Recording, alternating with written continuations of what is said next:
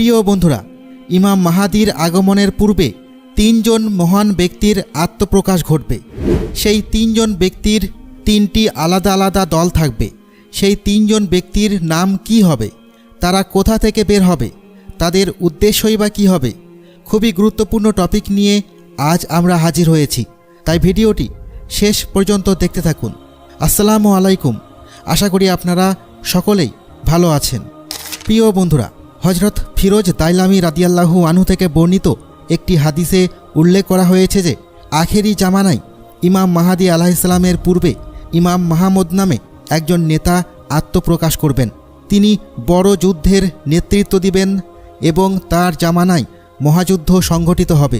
সেই যুদ্ধের ধ্বংসাত্মক প্রভাব আধুনিকতার পুরো কাঠামোকে ধ্বংস করে দেবে। পৃথিবী এমন এক অবস্থায় ফিরে আসবে যেখানে আধুনিকতা ও প্রযুক্তির অস্তিত্ব থাকবে না। ইমাম মাহমুদ তার বন্ধু সাহেবে কেরাম বা শামীম বাররাকে সাথে নিয়ে যুদ্ধ পরিচালনা করবেন।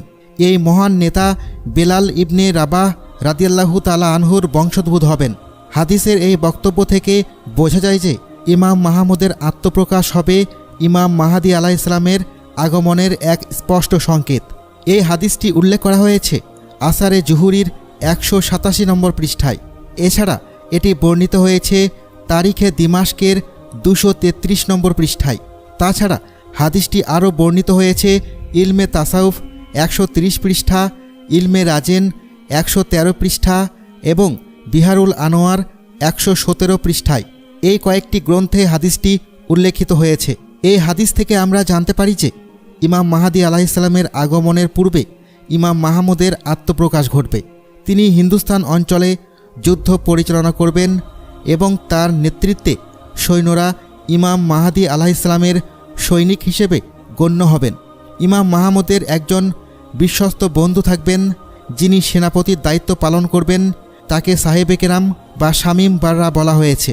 হাদিসের শেষাংশে বলা হয়েছে যখন এই মহান ব্যক্তিদের আগমন ঘটবে তখন বুঝতে হবে যে ইমাম মাহাদি আলাইহিসসালামের আগমনের সময় খুবই নিকটবর্তী। হজরত আবদুল্লাহ ইবনে হারিস রাদিয়াল্লাহু আনহু থেকে বর্ণিত রাসূলুল্লাহ সাল্লাল্লাহু আলাইহি ওয়াসাল্লাম ইরশাদ করেছেন, পূর্ব দিক থেকে একদল লোকের আত্মপ্রকাশ ঘটবে এবং তারা ইমাম মাহাদি আলাইহিসসালামের খেলাফত প্রতিষ্ঠার কাজকে সহজ করে দিবেন।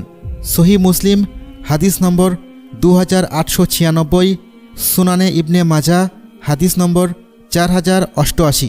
পূর্বের হাদিসে বলা হয়েছে এই মহান ব্যক্তি হচ্ছেন ইমাম মাহমুদ এবং তার সেনাপতির ভূমিকা পালন করবেন সাহেবে কেরাম বা শামীম বাররা। তারা পূর্ব দিক থেকে আত্মপ্রকাশ করবেন। দ্বিতীয় যে মহান ব্যক্তি আত্মপ্রকাশ করবেন তার নাম হবে ইমাম মানসুর। তার সাথেও একজন বিশ্বস্ত সহযোগী থাকবেন যার নাম হারিস ইবনে হার্স। ইমাম মানসুর ইয়েমেন থেকে আগমন করবেন। হাদিসে উল্লেখ রয়েছে হজরত আলী রাদিয়াল্লাহু তাআলা আনহু বর্ণনা করেছেন রাসূলুল্লাহ সাল্লাল্লাহু আলাইহি ওয়াসাল্লাম বলেছেন, নদীর পেছন থেকে একজন ব্যক্তির আবির্ভাব হবে, তাকে হারিস ইবনে হার্স বলা হবে। তার আগে একজন ব্যক্তি আগমন করবে যার নাম হবে মানসুর।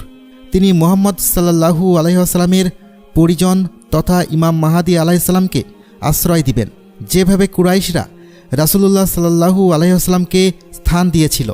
প্রত্যেক মুমিনের কর্তব্য হবে তার সাহায্যে এগিয়ে আসা এবং তার ডাকে সাড়া দেওয়া। আবু দাউদ শরীফ ইসলামিক ফাউন্ডেশন প্রকাশিত হাদিস নম্বর 4240। এই হাদিস থেকে আমরা বুঝতে পারি যে ইমাম মাহাদি আলাইহিসসালামের আগমনের পূর্বে ইমাম মানসুর এবং তার সহযোগী হারিস ইবনে হার্সের আত্মপ্রকাশ ঘটবে। তাদের আগমন হবে ইমাম মাহাদি আলাইহিসসালামের আসন্ন আগমনের আরেকটি সুস্পষ্ট সংকেত। তাছাড়া হজরত আবু হুরায়রা রাদিয়াল্লাহু আনহু থেকে বর্ণিত, তিনি বলেন রাসূলুল্লাহ সাল্লাল্লাহু আলাইহি ওয়াসাল্লাম বলেছেন, কিয়ামত ততক্ষণ পর্যন্ত হবে না যতক্ষণ না পর্যন্ত কাহতান গোত্র থেকে এক ব্যক্তির আগমন ঘটবে যিনি মানুষকে লাঠির সাহায্যে পরিচালনা করবেন। সহিহ বুখারী হাদিস নম্বর 3517, সহিহ মুসলিম হাদিস নম্বর 2910। এই হাদিসটি উল্লেখিত হয়েছে আরও অনেক গ্রন্থে। এখানে বলা হয়েছে যে কাহতান গোত্র থেকে আগমনকারী ব্যক্তি হচ্ছেন সেই ইমাম মানসুর। যিনি ইমাম মাহাদি আলাইহিসসালামের পূর্বে আত্মপ্রকাশ করবেন। এই তথ্য জানা আমাদের জন্য জরুরি, কারণ ইমাম মানসুর সম্পর্কে জ্ঞান থাকলে তার আত্মপ্রকাশের মাধ্যমে আমরা বুঝতে পারব যে ইমাম মাহাদি আলাইহিসসালামের আগমন অত্যন্ত নিকটবর্তী। তারপর ইমাম মাহাদি আলাইহিসসালামের আগমনের পূর্বে তৃতীয় যে ব্যক্তির আগমন ঘটবে তার নাম হল শুআয়ব ইবনে সালেহ। এই বিষয়ে একটি হাদিস বর্ণিত হয়েছে, বনু আব্বাস থেকে একটি কালো ঝান্ডা বের হবে, অতপর খোরাসান থেকে আরও একটি কালো ঝান্ডাবাহী দলের আত্মপ্রকাশ ঘটবে, যাদের টুপি হবে কালো এবং পোশাক হবে সাদা। তাদের সম্মুখে একজন ব্যক্তি থাকবেন যার নাম হবে শুআয়ব ইবনে সালেহ অথবা সালেহ ইবনে শুআয়ব। তিনি তামিম গোত্রের একজন হবেন। তারা সুফিয়ানির সৈন্যদের পরাজিত করবেন, এমনকি তারা বাইতুল মাকদাসে উপস্থিত হবেন। তারা ইমাম মাহাদি আলাইহিসসালামের খেলাফতের পথ সহজ করে তুলবেন। হাদিসে আরও বলা হয়েছে, সিরিয়া থেকে 300 ব্যক্তি এসে শুআয়ব ইবনে সালেহের দলে মিলিত হবে।